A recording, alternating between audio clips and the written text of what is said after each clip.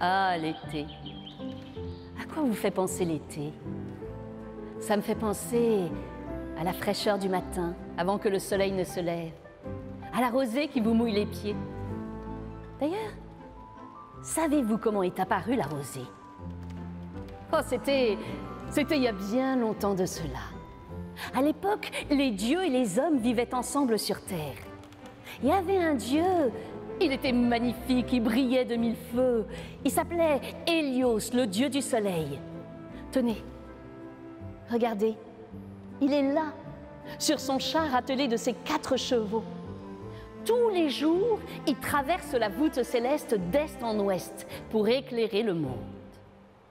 Ce soir-là, il avait laissé ses chevaux se désaltérer dans l'océan quand soudain il a vu Clymène, une nymphe de l'océan. Et elle était tellement belle que il est tombé éperdument amoureux. Et ces deux-là, ils se sont tellement aimés qu'un petit garçon est né. Il s'appelait Phaéton. C'est Clymène qui l'a élevé toute seule. Et tous les matins, il lui disait « Mon fils, n'oublie jamais que tu es le fils du dieu du soleil. » Et tous les soirs, elle lui répétait « Mon fils, n'oublie jamais que tu es le fils du dieu du soleil. » Et Phaéton, il a grandi et il n'était pas peu fier. Et tous les jours, il disait « Ah, moi, je suis le fils du dieu du soleil. » Il était tellement vaniteux que ses compagnons en ont par-dessus la tête. Ils lui ont dit « Ah, puisque tu dis que tu es le fils du dieu du soleil, prouve-le-nous !» Phaéton alors était rendre visite à son père dans son grand palais fait de marbre et d'or. Il s'est prosterné devant lui et lui a dit « Je suis venu parce que ma mère me dit que je suis ton fils. Si c'est vrai, prouve-le-moi. » Hélios, quand il a vu son fils devant lui, il était fou de joie, il l'a serré contre son cœur.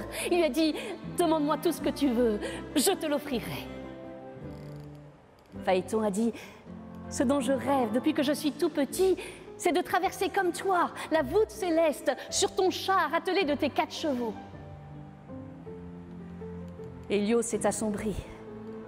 Il savait que ses chevaux étaient très difficiles à tenir, lui-même avait à chaque fois les mains en sang.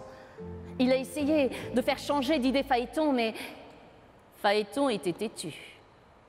Alors Hélios lui a appris comment guider un char et est arrivé ce fameux matin. Phaéton est monté sur le char de son père, rayonnant, plein de fierté. Il a lancé les chevaux dans le ciel. Mais vous savez comment sont les animaux. Ils ont senti que là n'était pas la main de leur maître.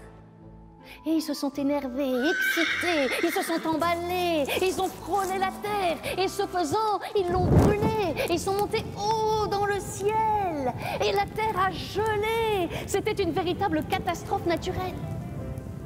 Zeus, le dieu tout-puissant au trait de foudre qui était sur le mont Olympe, quand il a vu ça, il a dit « Mais qu'est-ce qui se passe ?» Et voyant le char, il n'a pas hésité une seule seconde. Il a lancé une boule de foudre sur le char s'est enflammé, il est tombé dans l'océan et Phaéton s'est noyé. Hélios a continué tous les matins à faire son voyage d'est en ouest pour éclairer le monde.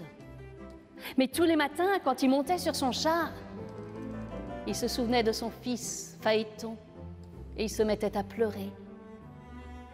Ce que l'on appelle aujourd'hui la rosée du matin, ce sont ni plus ni moins les larmes d'Hélios qui pleure encore son fils.